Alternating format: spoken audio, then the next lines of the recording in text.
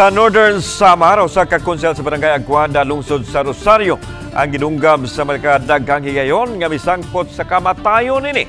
Ang gitumbok kinungdan sa krimen, maurag yun ang tanom nga ube. Ang biktima mao si Teddy Francisco Suano, 55 anyos, incumbent councilor sa Barangay Aguada sa nasong lungsod. Samtang ang suspect na ilang si Samuel Ginto Bobiera, 44 anyos, silingan usab sa biktima.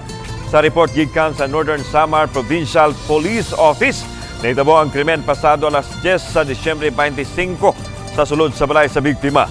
Matod ni Police Captain Mayan Echeverra, Deputy Chief PIO, nga nagsugod ang tanan dihang gikaut sa asawa sa biktima ang unod sa tanom nga ube nga nikatay sa yuta sa suspect.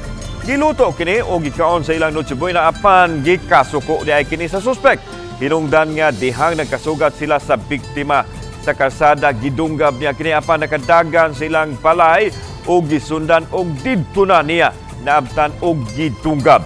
Nadakpan sa mga pulis ang suspect og nakuha ang mahait nga hinagiban nga gigamit sa pagpangdunggab. Girakda siyang paskahan og kasong murder. Yung asawa po ng biktima, nung December 24 ay hinukay niya yung ubi upang ito ay ihanda niya para sa Noche Buena. Kasi yung suspect po ay sinita yung asawa ng biktima dahil sa kanila daw po yung ubi.